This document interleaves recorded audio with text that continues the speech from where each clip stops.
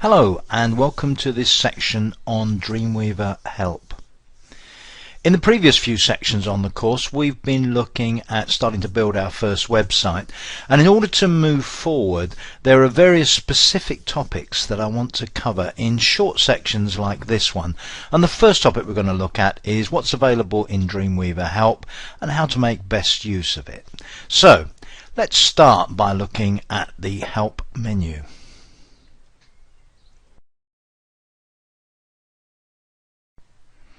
Now if you click on Help you have a long list of options. Let's start right at the bottom and look at About Dreamweaver. Click on About Dreamweaver and what you can see is the version number and the build number. Now of course we're on Adobe Dreamweaver CS6 now. At some point in the future there are almost certain to be patches, software updates and so on, and there may be a need, particularly if you have to talk to Adobe support about a problem, to know where the build number of the version of Dreamweaver that you're using is. Well, this tells you the version and the build number. That's a useful piece of reference information that I sort of hope you never need really. So to close that dialog, just click on the header. Now let's go back to the Help menu and look at something else that's very important, and that is the question of updates.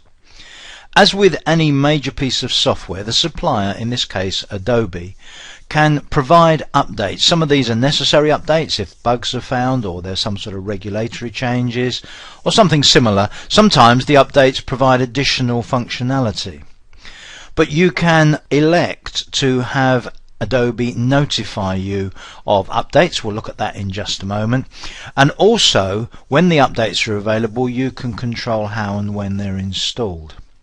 Now, when I come up with this dialog, Updates, you can see it's identified two updates to the system. There's a 727 kilobyte update to Adobe Dreamweaver CS6, which is quite small, might just be a small bug fix. And then I have Adobe Extension Manager. Now I'm going to talk about Extension Manager a little bit later on, but I am going to accept both of these.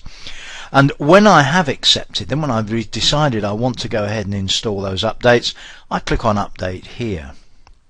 Before I do, I want to look at this option here, Preferences. Now, Preferences in general is an area we're going to look at later on, but let's just look at this specific case because it's important here. If I click on Preferences, there's two important decisions I can make over here. Do I want Adobe to notify me of new updates on the menu bar? And my answer is yes. And when I install updates, do I want Adobe to verify update success or failure by sending the failure status? Now the second of these is really a data protection issue really, in that I'm saying when I do an installation, an update installation on my computer, am I happy for information about that to be sent to Adobe, presumably for their analysis and statistical purposes, for instance to find out why updates sometimes fail. Now I'm happy to do both of these, but you may elect not to. Whether or not you do, you still have access to the updates that are needed. Just one final point, I won't keep labouring on this one by the way. If I click on About here, again it gives me reference to the version of the Adobe Application Manager that I'm using. So having made that decision, having seen those two updates that are available to me, I click on Update and the update process begins. Now whether you have to authorize this change depends on which operating system you're using. I'm using Windows 7 with user account control. Clearly on Vista or a Mac there will be different questions you may be asked here, and they will depend on how you've got your individual PC set up. In my case I'm happy for Adobe to do those updates, so I click on yes and away it goes with the updates. Now what you can see here is what usually happens in this situation. I'm told to close Adobe Dreamweaver so that the updates can actually happen. So I'm going to switch back to Adobe Dreamweaver CS6, close it, and then I'm going to click the continue button to let the update continue.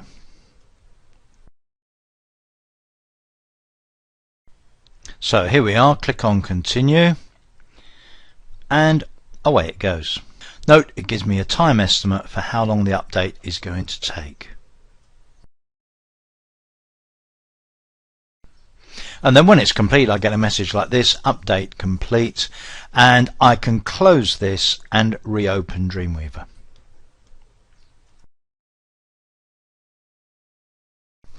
So having performed an update, let's go back to the help menu again. And one of the other areas which is very important down here is that there are Adobe online forums. Now, the idea of the Adobe online forums is that there are discussions that are run by users of Adobe products, specific discussions run by Dreamweaver users, which you can look at. Very often these forums contain solutions to some of the problems that you may come across, or some of the things you may try to do in Dreamweaver where you can't quite seem to get it right. Let's have a quick look at what happens if I go into Adobe online forums.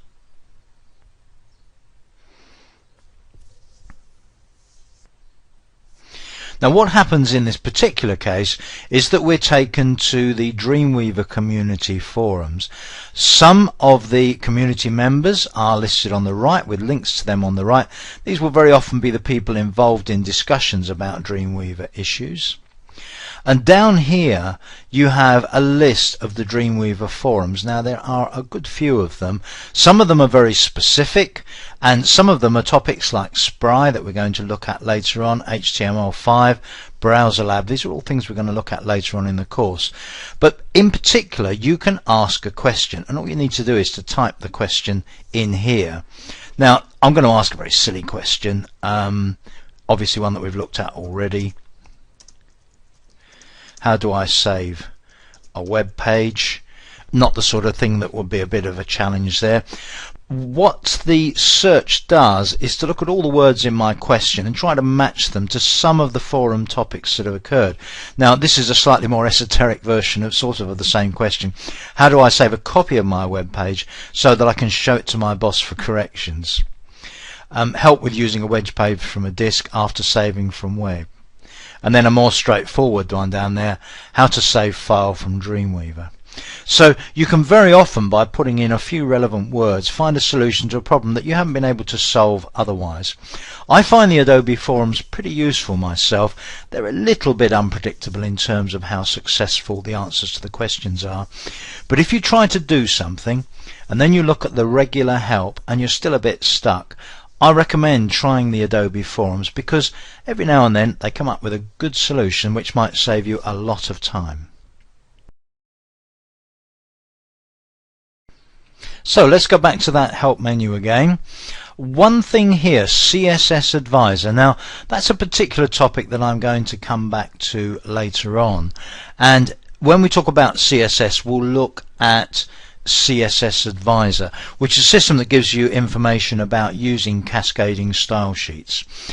If you've used web authoring tools before, you may be sort of chomping at the bit here anyway and thinking, well, you ought to be using cascading style sheets. Well, we will be a little bit later on.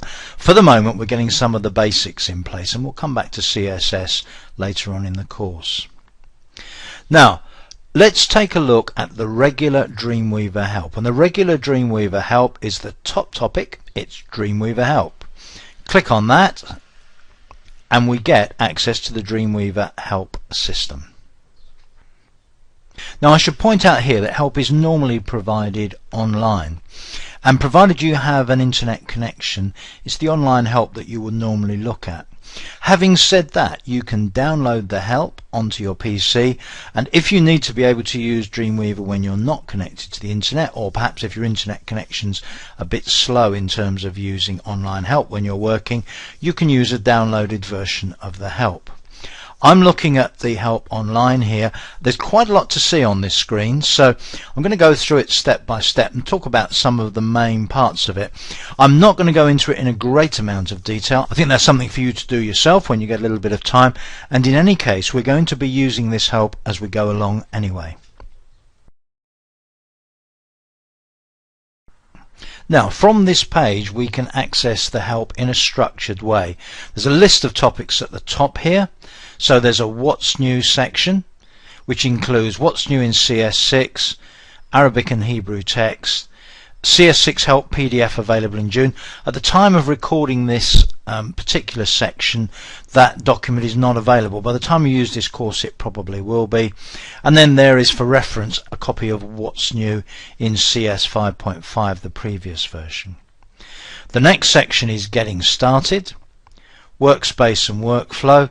Let's take an example here, site management. If I click on site management there, it takes me down to the relevant section on the same page with a list of topics. Now, site management is something we're going to be looking at in a lot of detail in the not too distant future, so we'll be interested in that one. But if you look at each of the sections there are various subheadings, subsections you can look at, and look at the help in categories. Now, that's a good place to start when we're looking at things like, for example, templates later on. There's a whole section there about Dreamweaver templates, how to apply or remove a template and so on. I mentioned templates much earlier on. We'll be looking at them in detail later on. So that's the structured version of the help. There are tutorials included as well as straightforward help, and it's actually pretty good help that you get with Dreamweaver, so it's well worth getting used to using it. Now, the other useful thing to be able to do here is to search help, and there is a facility on the left here which is a search of Adobe Community Help. You can type a topic in, let's say save a web page. We have a choice here, there's a drop down on the right that lets us choose which particular product we want help on. So it offers us Acrobat, After Effects, Flash and so on. We definitely want Dreamweaver help. So having selected that, just press enter and we'll wait and see what Adobe Community Help can tell us about saving our web page. So the responses come back. We look for all community content or only Adobe's own content. So let's restrict it to Adobe content. So that's original Adobe content. And then we get various topics related to some or all of the words that we've typed in. So again, as with the search we looked at earlier on, it looks at finding some or all of the words that were in the phrase that we entered. If we choose a particular topic, so for instance, here's one, Dreamweaver help, import and export Dreamweaver's site settings, click on there, that'll take us into a help topic. So if you can't quite work out using this structured approach to help where to go to find out about a particular thing, the search is a good place. It takes you through to the relevant topic once you've chosen the one you want, and then you can work through the instructions that are given in the topic.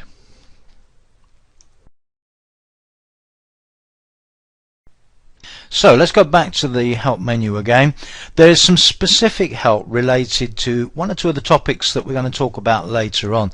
Business Catalyst help. I'll talk about Business Catalyst quite briefly later on, but we'll certainly talk about the Spry Framework help, and we'll talk about some of the other topics here, such as Dreamweaver Exchange that I think I mentioned earlier on. But one or two other very important topics yet. One of them is Dreamweaver Support Center. Now, the Support Center really covers more known problems, known issues, or information about how to do things like how to install Dreamweaver and so on. So the sort of topics you get here are downloading, installing and setting up Dreamweaver, how to place an order, get a refund or exchange, information about product updates, how to troubleshoot FTP issues and so on. So this is more to do with installing, dealing with problems and so on, rather than the use of the software itself to design websites. Useful here, things like release notes, how to report a bug and so on. So that's another useful part of the help system to be aware of. And one more section of the help system that is probably the most underused section, that is the reference section. Now, if I click on reference, what I see is a panel appearing. It's got marked reference, and it actually gives you access to a number of books. There are about 14 or 15 books on there at the moment. If you click on the book drop down, you can see that they're actually reference manuals for various topics. So for instance, there is a CSS reference manual. So if you want to find out something about CSS, then this is the reference to look for. HTML reference, JavaScript reference, PHP pocket reference. Let's take PHP pocket reference. You can then choose from, for instance, specific functions within PHP. So what about FTP functions? And then you can say, right, within the FTP functions, tell me about FTP PWD, and it gives you information about that, what particular function is, the format of the function, and so on. When you come to doing some of the more technical, some of the more code related parts of your work in Dreamweaver, this is really a lookup reference book for functions that you're going to need to develop PHP pages, or whichever one of these other technologies you're using. The reference section, I think, is really useful and probably considerably underused, but it's another one to be aware of. And one last thing on the subject of help. To bring up the help system at any time, just press F1 and you'll go straight into that top level help page on the online help system from Adobe, and you can choose from the available help topics. So that's it for help. In the next section we're going to look at keyboard shortcuts.